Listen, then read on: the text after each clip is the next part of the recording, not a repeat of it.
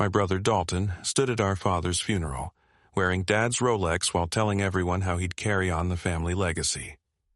2 hours later, he handed me a crumpled piece of paper with 4 words that would destroy everything he'd built. Check the storage unit. He had no idea Dad left me something worth more than the entire $60 million trucking empire he'd just stolen. The funeral home was packed that Tuesday morning.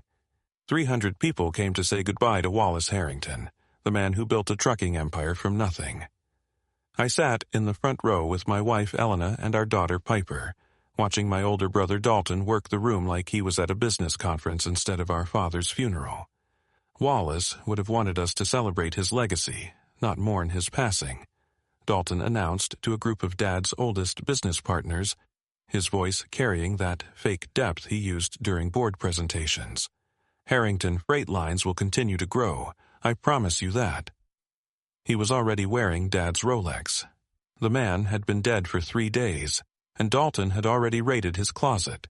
The gold cufflinks Dad wore to every important meeting gleamed from my brother's French cuffs.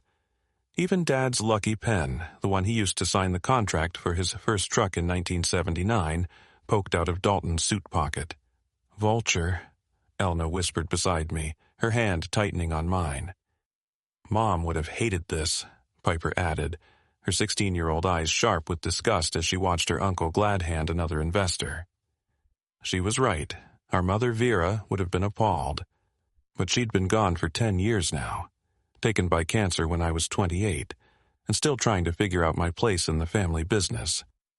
That was when I dropped out of college to help Dad keep things running. Dalton had been too busy getting his MBA to come home more than twice during her final months. The eulogy was the worst part. Dalton stood at that podium for 40 minutes, talking about vision and legacy and market expansion. He told stories about Dad that I'd never heard, probably because they weren't true. According to Dalton, our father was a ruthless businessman who taught him everything about conquering markets and crushing competition. The Wallace Harrington I knew taught me to change oil on a Peterbilt engine when I was 7. He showed me how to read a map without GPS, how to calculate fuel costs in my head, how to remember the names of every dispatcher's kids. But those stories didn't fit Dalton's narrative of corporate dominance. When it was my turn to speak, I kept it simple. 2 minutes about the man who never missed my little league games, even during the busy season. The father who taught me that knowing your drivers' names mattered more than knowing your stock prices. The man who built Harrington Freight Lines, not for glory, but because he loved the open road and wanted to share that with others. "Thank you, Bryce." The funeral director said when I finished, though I could see Dalton rolling his eyes from his seat. Now, the family has requested that we proceed directly to the reading of the will. That's when everything changed. Vernon Pike, Dad's lawyer for 30 years, looked uncomfortable as we gathered in Dad's office an hour later. The space still smelled like his cologne and the peppermints he always kept in his desk drawer. Through the window, I could see our truck yard. 200 vehicles that had carried everything from furniture to medical supplies across 12 states. "This is highly unusual," Vernon began, adjusting his glasses nervously. Wallace insisted the will be read immediately after the funeral service. "Just get on with it," Dalton said, already sitting in Dad's chair behind the massive oak desk. "We all know what it says." Vernon cleared his throat and began reading. "To my son Dalton, I leave my shares of Harrington Freight Lines, the family estate, my investment portfolio, and all personal effects not otherwise specified." Dalton's grin was so wide, I thought his face might crack. Finally recognized who the real heir was. $60 million in complete control. Sorry, little brother, but Dad knew who could handle the responsibility. "To my son Bryce," Vernon continued, his voice steadier now, "I leave the contents of Storage Unit 47B at Riverside Storage, paid in advance for 1 year." The silence that followed was deafening. Then Dalton started laughing, a harsh, cruel sound that echoed off the office walls. "A storage unit? 20 years of loyalty and you get Dad's old junk. What's in there? His college yearbooks? Maybe some moth-eaten clothes? He was laughing so hard he had to wipe his eyes. God, that's perfect. The failure with a paycheck gets a room full of garbage. Vernon handed me a small brass key and a folded piece of paper. Dad's handwriting, shaky but clear. Check the storage unit. I'd been working at Harrington Freight Lines for 15 years, ever since I dropped out of college to help Dad when Mom got sick. While Dalton went to business school and came back with his MBA and designer suits, I learned the business from the ground up. I drove trucks through snowstorms in Montana, managed night shifts at the loading docks, handled route planning when our dispatcher quit without notice. My hands had calluses that Dalton's would never know. "You know what your problem is, Bryce?" Dalton would say during our Monday meetings, loud enough for the entire management team to hear. "You think small. That's why Dad keeps you in operations while I handle the real business." The conference room would go quiet whenever he started. 20 executives pretending to study their reports while my brother publicly humiliated me. Dad would sit at the head of the table, signing whatever Dalton put in front of him, never saying a word in my defense. Our company moved everything from furniture to medical supplies across 12 states. Dad built it from one truck in 1979 to a fleet of 200. Every driver knew me by name because I'd ridden with them, eaten at the same truck stops, helped them through breakdowns on lonely highways. Every dispatcher had my personal cell because I answered at 3 in the morning when a driver was stuck or a shipment was late. But to Dalton, I was just the failure with a paycheck. That phrase started 5 years ago when I suggested we invest in newer safety equipment for the fleet. Dalton had laughed during the board meeting, turning to our CFO and saying, "This is why I handle finances while my brother plays with his trucks. He wants to waste money on unnecessary upgrades. What's next, Bryce? Massage chairs in the cabs?" "It's about keeping our drivers safe," I'd responded. "It's about profit margins, something the failure with a paycheck wouldn't understand." The name stuck. He used it in emails, in casual conversation, sometimes even in front of clients. The worst part was that everyone knew Dad heard it, and his silence felt like agreement. Our last family dinner before Dad's heart attack was at the old house, the one where Dalton and I grew up. Elena had made her famous pot roast, the one Dad always requested for his birthday. Piper was telling her grandfather about her science fair project on renewable energy when Dalton interrupted. "Speaking of energy, Dad, we need to discuss the expansion into automated trucking. The future is driverless vehicles." "What about our current drivers?" I asked. "Some of them have been with us for 20 years. "Dinosaurs," Dalton said, reaching for the wine. "Just like this obsession with personal relationships, Bryce doesn't understand expansion. He wants to keep playing with his trucks while I'm building an empire." Elena's knuckles were white as she gripped her fork. She knew how many 16-hour days I'd worked, how many holidays I'd missed to keep operations running smoothly while Dalton attended conferences in Vegas and Miami. "But Daddy knows every driver's kid's name." Piper spoke up, her voice brave but small. "Uncle Dalton doesn't even know his assistant's last name." Dalton's face darkened. "That's because I don't waste time on meaningless details. Leaders focus on the big picture, not whether Tommy the trucker's kid made honor roll." "Her name is Thompson," I said quietly, "and her daughter Grace just got a full scholarship to nursing school." "Case in point," Dalton smirked. "You're so busy playing friends with the help that you can't see the company's real potential." Dad finally spoke, but not to defend me. "Dalton's right about expansion. We need to think bigger." Those words hit harder than any of Dalton's insults. Helena found me later that night, sitting on the porch steps of my childhood home, staring at the stars Mom and I used to count when I couldn't sleep. "Why do you let them treat you this way?" she asked, sitting beside me. "Because someone has to actually run the company while Dalton plays CEO. The drivers need me, the routes need managing. If I leave, who ensures the medical supplies get to rural hospitals on time? Who makes sure our drivers get home for their kids' birthdays?" But what about your birthdays? What about Piper's soccer games you miss because Dalton schedules emergency meetings? I didn't have an answer. The truth was, I'd been asking myself the same question for years. Why did I stay?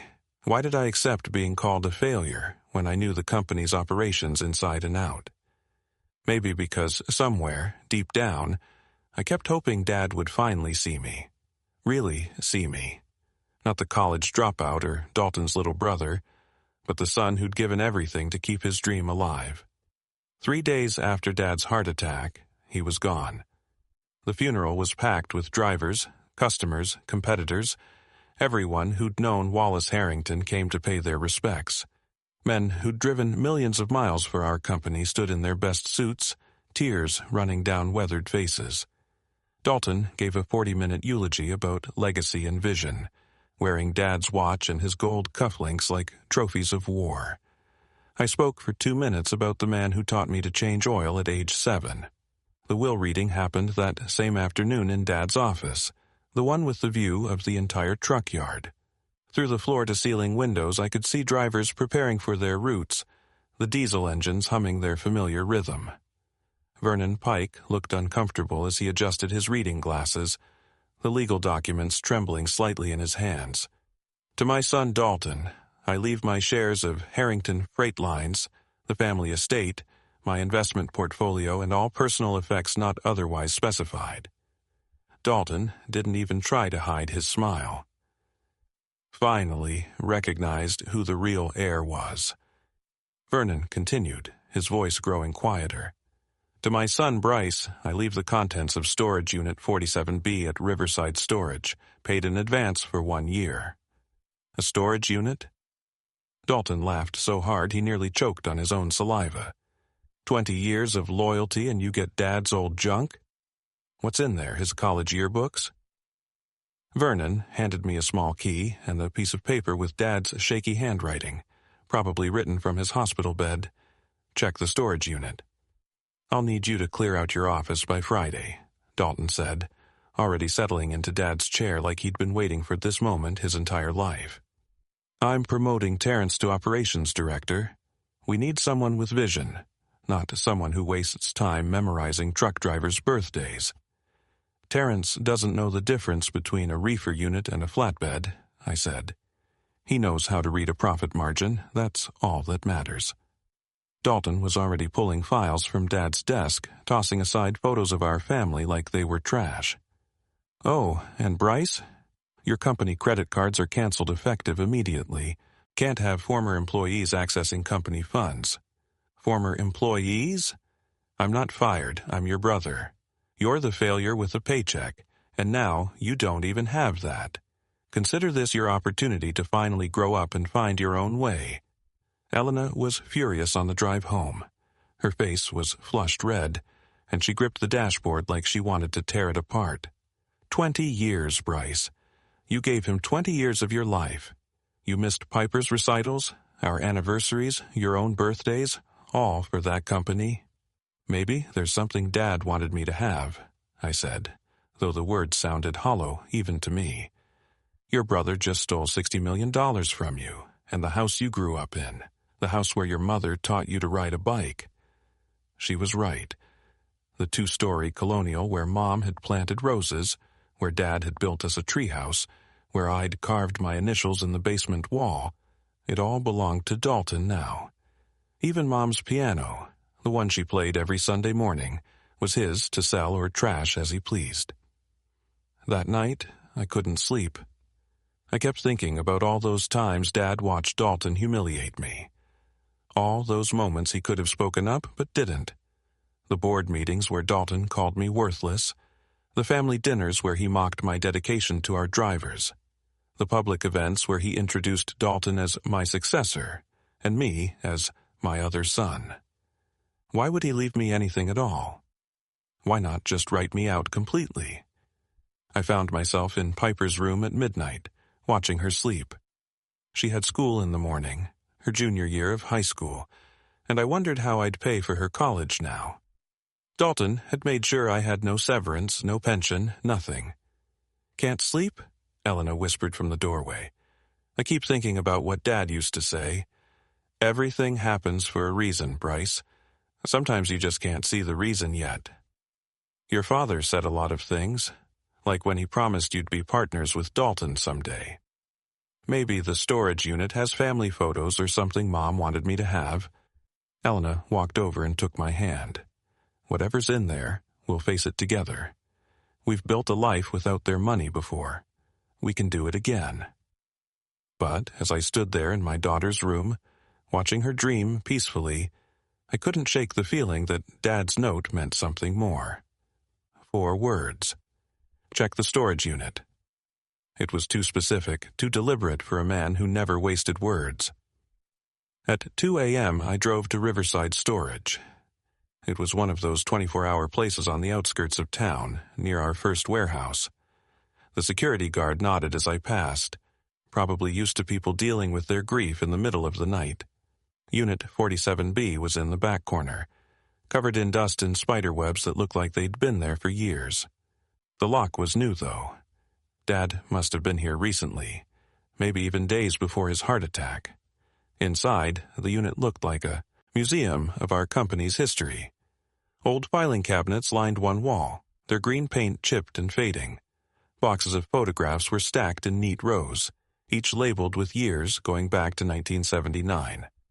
Dad's first delivery log sat on a wooden crate, the pages yellowed but the handwriting still clear.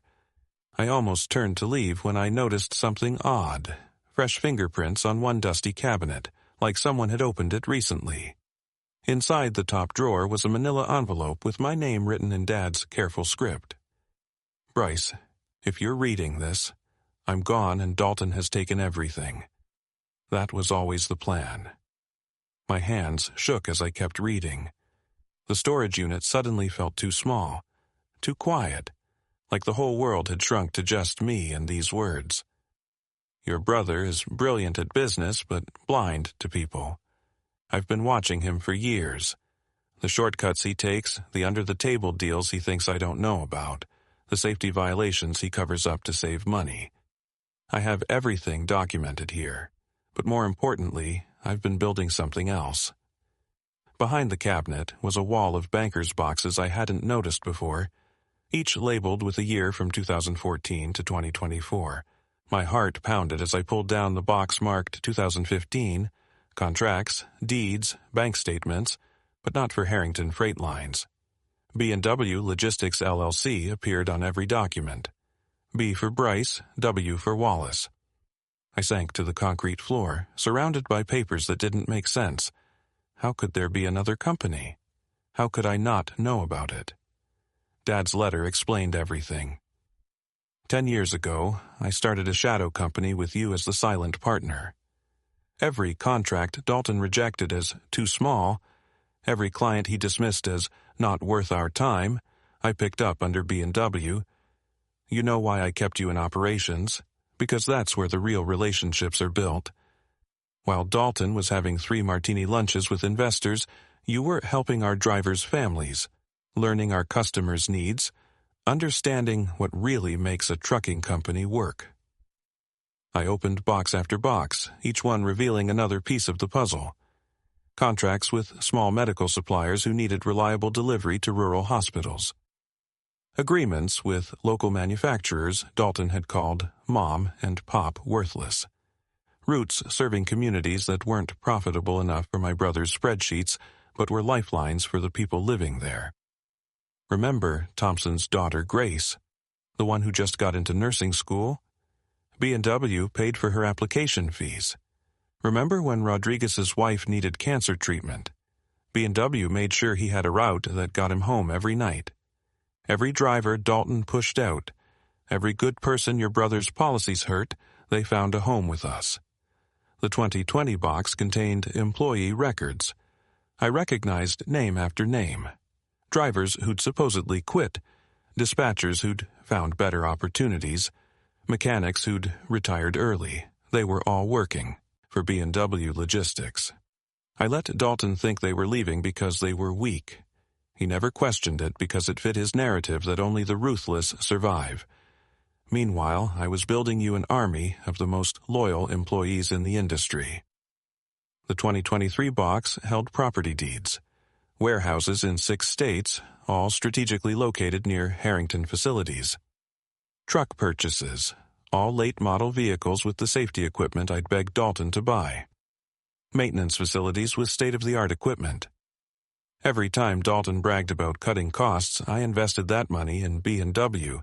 Every bonus he denied to drivers, I matched it from B&W's accounts. You've been signing documents for me as Operations Director of Harrington, but I've also been filing paperwork with you as President of B&W. It's all legal, all documented, all waiting for you. The final box, labeled 2024, was different. It contained just 3 items: a financial statement, a business card, and a set of keys. The financial statement showed B&W Logistics was worth $85 million. The business card read, James Pike, Acting CEO, B&W Logistics, with an address 3 blocks away. The keys had a note attached. Your office is waiting. My phone buzzed. A text from Vernon Pike. Your father said you'd come tonight. James is waiting at the B&W warehouse on Riverside. Your drivers want to meet their real boss. The warehouse was 3 blocks away, a massive modern facility that dwarfed anything Harrington Freight Lines owned. As I pulled up, I saw familiar faces everywhere. Dozens of drivers and dispatchers who'd quit over the years stood in the loading bay, their faces lit by industrial lights. Rodriguez, who Dalton fired for taking 3 days off when his son was born. McKenna, who left after Dalton called her too emotional for management. Thompson, whose daughter Grace was heading to nursing school. About time, boss, Rodriguez grinned, stepping forward to shake my hand. We've been waiting for you. James Pike, Vernon's son, emerged from the group. He was younger than me, maybe 30, with the same careful precision as his father. Your father hired me 5 years ago to run daily operations while we waited for this moment. He said you'd come tonight right after finding the storage unit. How many people know about this? I asked, still trying to process the sight of 60 employees I thought were gone forever. Everyone here. Your father handpicked each person. Every time Dalton drove out someone with integrity, your father recruited them for B&W. James handed me a thick folder. Your father's final acquisition. Closed yesterday, 2 days before he died. Inside were purchase agreements for 3 of Harrington Freight's biggest competitors: Mercy Transport, Clearwater Shipping, and Atlas Freight Systems. The combined value was staggering. He bought our competition? You bought them, James corrected. Your signature is on everything, perfectly legal. Your father set it up through holding companies years ago. The moment Dalton took over Harrington, these 3 companies would suddenly merge under B&W Logistics. My phone rang. Dalton's name flashed on the screen. What did you do? He screamed before I could even say hello. 53 drivers just quit. They walked off their routes mid-shift. Morrison Foods, Baxter Medical, even Sterling Manufacturing, they're all canceling contracts. I didn't do anything, I said, watching Rodriguez coordinate with our dispatchers on brand new tablets. You did this to yourself. You're nobody. You're the failure with a paycheck. You can't do this to me. Actually, I haven't taken a paycheck from Harrington in 2 years. Dad moved me to B&W's payroll in 2022. You never noticed because you never actually looked at the operational budgets, just the bottom line. The line went silent for a moment. Then Dalton's voice came back, lower, more dangerous. I'll sue you. I'll take everything. With what grounds? Every contract that's leaving signed termination clauses you approved. Remember when you insisted on 30-day exit options to give us flexibility? That works both ways. Thompson walked over and handed me keys to a truck. Not a Harrington truck, but a B&W one. Brand new, state-of-the-art, with safety first emblazoned on the side along with our logo. 2 interlocked wheels forming an infinity symbol. Your father designed that himself, she said. Said transportation isn't about moving things, it's about connecting lives, and that never ends. Behind her, the warehouse bustled with activity. Drivers were conducting safety checks on vehicles that had every upgrade I'd ever recommended. Dispatchers worked at ergonomic stations with the latest routing software. The break room I could see through the glass windows wasn't a cramped corner with vending machines, but a full kitchen with a chef preparing hot meals. "This is what I wanted Harrington to be," I said quietly. "This is what it should have been," McKenna said, joining us. "Your father knew Dalton would destroy everything eventually, so he built something better, something Dalton couldn't touch because he'd never think to look for it." James pulled out another document. "There's more. Every major client who left Harrington tonight received proposals from B&W weeks ago, contingent on a specific triggering event, Dalton taking full control. Your father knew your brother's first moves would be cutting driver benefits and raising prices. Our proposals undercut Harrington by 15% while offering better service. He planned all of this for 5 years. He said Dalton needed to inherit the kingdom to learn it was built on sand. You needed to inherit the foundation to build something real." My phone buzzed with texts from Dalton, each one more frantic than the last. Major clients defecting, drivers abandoning trucks at rest stops, the insurance company threatening to cancel coverage due to safety violations they'd suddenly discovered, violations Dad had documented but never reported. "Your father's final instruction," James said, handing me an envelope marked "Open after Dalton calls 5 times. Inside was a single line. "Now he's ready to learn. Offer him a job, entry level, second chances matter." I looked around the warehouse at the family we'd built, the company that existed because we'd refused to abandon our values. Dad hadn't abandoned me. He'd been preparing me for this moment all along. 6 months later, Harrington Freight Lines filed for bankruptcy. Dalton had over-leveraged everything, assuming the contracts would never leave.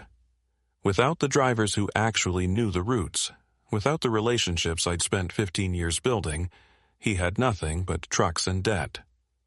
The bank foreclosed on the family estate. The investors pulled out. Even the Rolex he'd taken from Dad's wrist ended up in a pawn shop window downtown.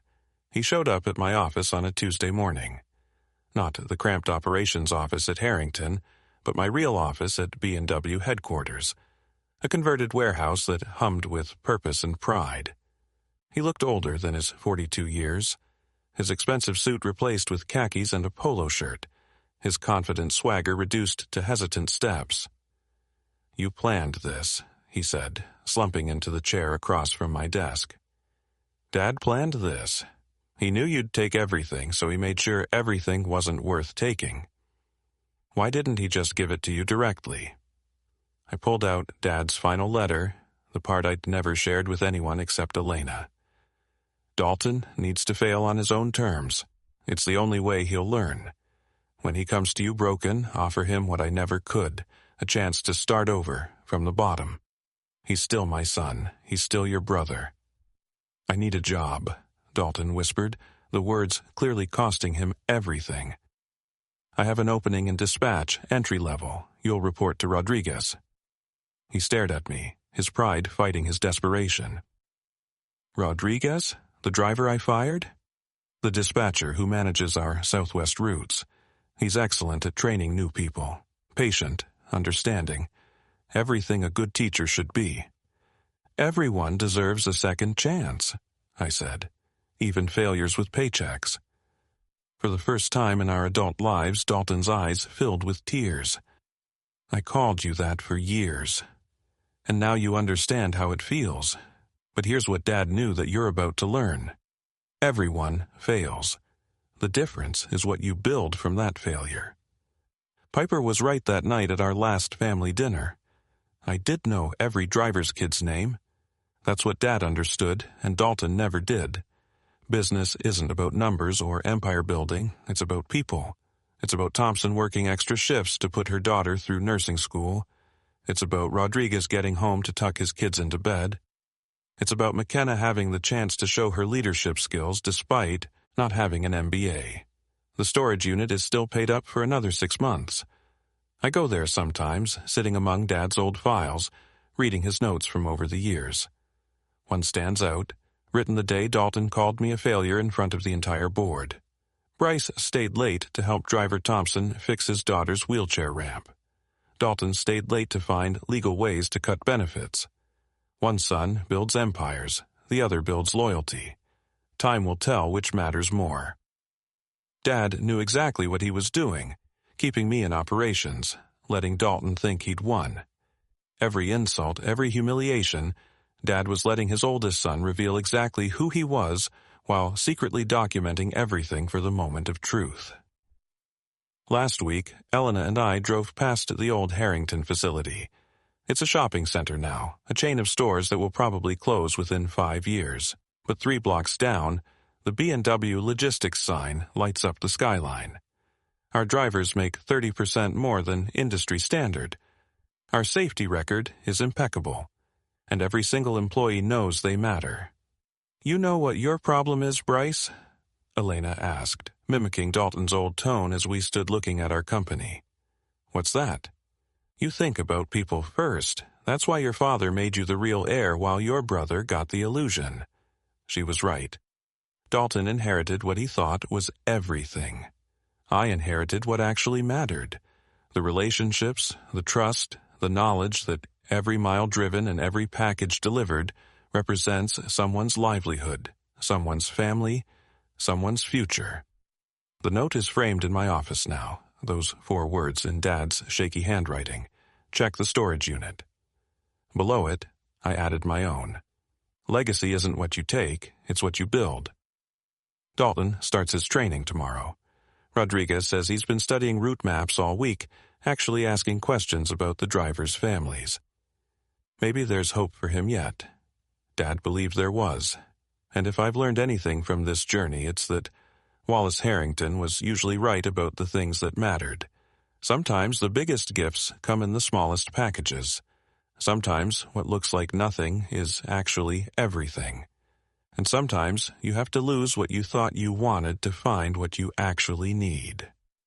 If you enjoyed this story, please give it a thumbs up and share it with someone who needs to hear that success isn't always what it seems. Comment below with your own experiences of unexpected blessings or family business dynamics. And don't forget to subscribe to the channel for more stories that remind us that true wealth isn't measured in dollars, but in the lives we touch and the people who stand with us. Thank you for listening, and remember, your worth isn't defined by those who try to diminish you, but by the integrity you maintain when no one's watching.